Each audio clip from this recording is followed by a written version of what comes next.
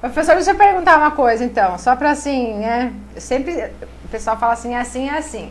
Então, se a pessoa que faz lá o consultivo elaborar um parecer sobre determinado assunto, aí provavelmente esse parecer vai ser acatado e defendido por quem está no contencioso.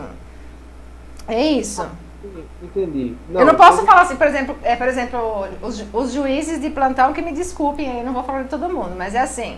O STF já decidiu que é assim, por exemplo, no caso do juiz. Aí vem o juiz lá, dá aquela canetada totalmente contrária, porque ele tem esse livre, né? E depois lá em cima vai ser reformado. Mas no caso da AGU, se é A, e não adianta querer fazer B, não é isso?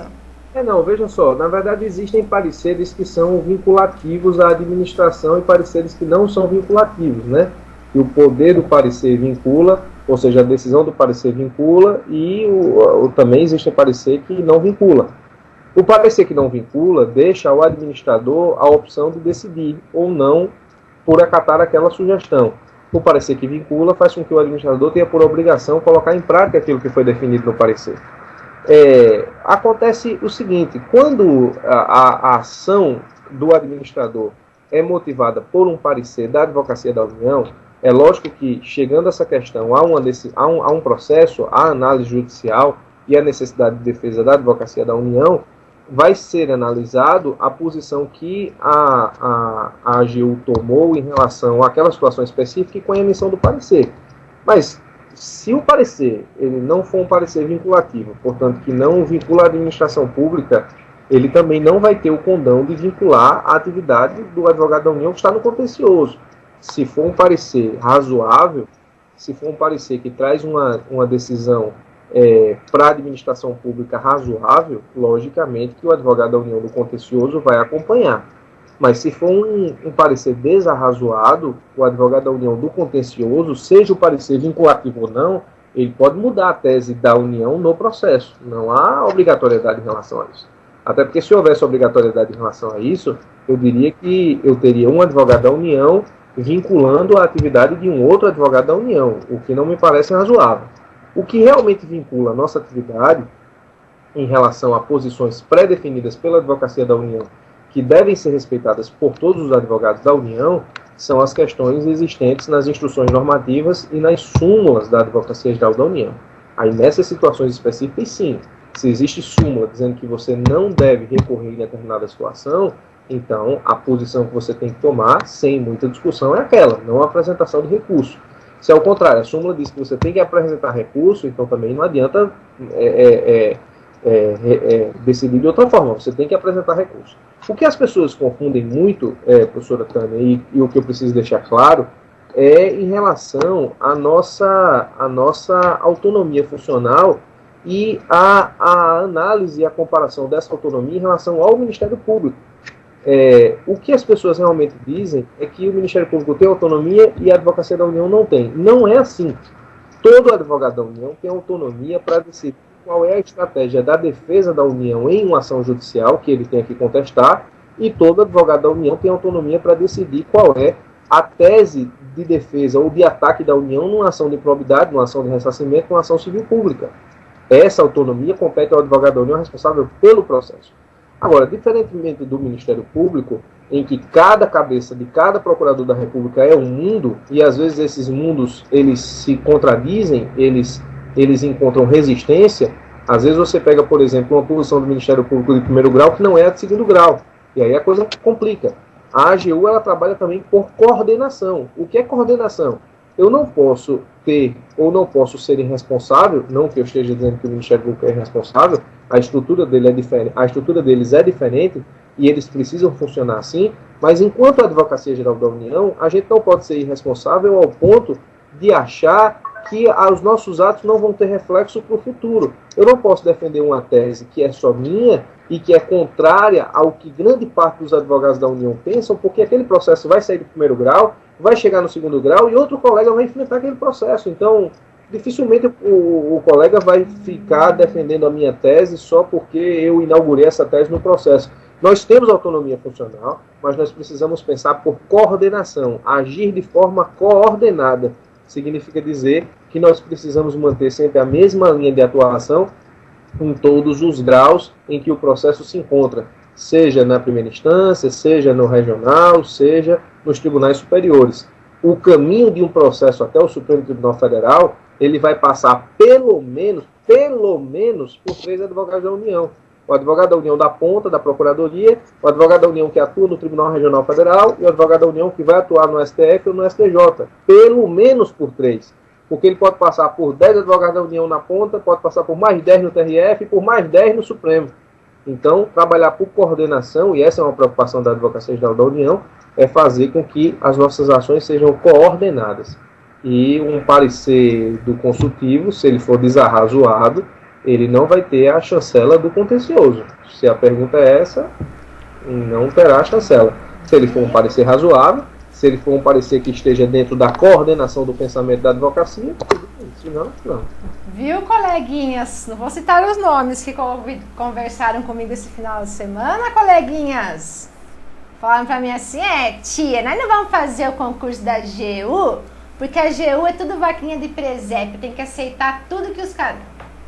Viram? Fiz questão de perguntar porque eu queria que ele falasse, porque eu tinha certeza que não era bem assim como vocês estavam fazendo essa conversinha, falando as coisas que vocês não sabem aí. Não é nada disso, viu? Não é pra falar amém pra tudo, não. Não é nada disso. O professor já esclareceu bem aqui. É uma outra, existe uma autonomia funcional diferente, mas não é que você tem que fazer tudo, falou assim, é assim. Não, não é bem assim. Vamos refletir sobre a situação antes de ficar pregando aí pro pessoal que é mais... Porque tem um pessoal que já está estudando há um tempo, aí vem um pessoal novo, esse pessoal que está há um tempo fica falando umas bobagens aí, e aí o pessoal novo não tem muito discernimento para saber o que é certo e o que é errado, e aí fica com essas conversinhas. Por isso que eu gosto de trazer o pessoal aqui, porque daí eu faço as perguntas que eu quero as respostas, que é essa resposta mesmo que o professor deu aqui, para vocês verem que legal que é o trabalho que eles fazem lá na Advocacia da União. Professor, eu quero agradecer mais uma vez a sua presença aqui no Jurisprudência Concurso, é sempre um super prazer, você, o pessoal, professor, e todos os professores da EBEG, eu adoro receber a EBEG aqui, seja Juris em Base, seja para esse bate-papo aqui, o pessoal lá sempre pronto a nos atender, a equipe toda lá dos bastidores, a parte administrativa, um suporte excelente, um beijo para a Mari, que é a esposa, e braço direito e esquerdo do professor, lá na IBEG. Eu quero mandar um beijo especial para a Fabrine, viu? A Fabrine é um encanto de pessoa aí, da parte administrativa, ela é um encanto de pessoa, sempre aqui comigo, me responde super rápido quando precisa. Ela é a esposa do Alexandre Palladio. Ah, a Fabrine é a esposa do Alexandre. Você tá vendo como eu sempre falo aqui, por trás de um grande homem sempre tem, né? Vocês estão percebendo, né? Todos que entram aqui são maravilhosamente assessorados por suas esposas, né? Presta atenção. Não é assim, né? Você fala assim, ai, nossa, olha, né? Só que não sabe, né? Da onde, né? O suporte de trás, da onde vem. Vem das esposas. Sempre tem o dedo feminino, viu? Não se preocupe, não, que elas sempre estão aqui. Então, um beijo especial para toda a equipe aí, viu, professor? Obrigado pela participação, pelo carinho aí de sempre, pela parceria de hoje e de sempre aí da IBEG. Professora Tânia, eu que agradeço e que sempre vou agradecer a nossa parceria. Eu me lembro que a professora entrou em contato com a IBEG quando a gente tinha, acho que uns 500 seguidores no Twitter, nem tinha Facebook. Dava bronca. Você vai fazer a rede direito aí. Agora eles estão super expert lá nas redes. A gente tinha só os grupos, e foi numa Twitcam dessa que eu informei que ia lançar o curso online. Então, assim, a professora tem um lugar guardado, bem guardado e especial na nossa trajetória, principalmente na divulgação do nosso trabalho nas redes sociais. A gente tem, assim, uma parceria que além de uma parceria, é uma fidelidade muito grande em relação à comunhão dos nossos trabalhos. A forma que a gente pensa é muito parecido, a honestidade com que a gente trabalha também é muito parecida. Então, assim, eu só tenho realmente a agradecer toda a ajuda que a professora deu e que tem dado, que vem dando para a escola ao longo dessa trajetória. Então, enfim, eu só quero reafirmar assim, a minha admiração pelo seu trabalho, a minha admiração pela pessoa que você é, pelo profissionalismo com que você trabalha, em um mercado novo, em que muita gente não sabe nem para onde vai. A professora realmente firmou um trabalho profissional, digno, de orientação específica. Eu diria até que a professora, em termos de redes sociais, inaugurou um novo segmento. Quero agradecer também a todas as pessoas que estão com a gente até agora, que não sabem que o Brasil ganhou ou perdeu, mas que estão investindo aí no seu futuro profissional e na sua preparação. Quero novamente me colocar à disposição de todos pelo Twitter, Facebook, e-mail, naquilo que eu puder ajudá-los nessa caminhada que é árdua, que é dolorosa, mas que traz frutos muito doces, muito gulosos depois. Eu me coloco à disposição para ajudá-los no que for necessário e no que estiver ao meu alcance, tanto eu quanto a escola. E por fim, assim, agradecer a toda a equipe da escola, ao Flávio, ao Pedro, ao Freitas, ao Lacerda, à Bona, a Andressa, a Thaís, ao Paulo, ao Geraldo, ao Alexandre Polades, a Fabrícia, a Mariângela. Agradecer a toda a equipe que sem eles nada disso seria possível. Então eu só quero agradecer a todo mundo, a escola, a professora, e me colocar à disposição para ajudar no que for necessário.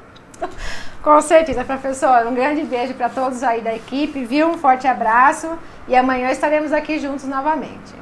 Então até amanhã às 8 horas da noite. Obrigado, professora, a todos. Um abraço, boa noite. Até mais, professor. Tchau, tchau.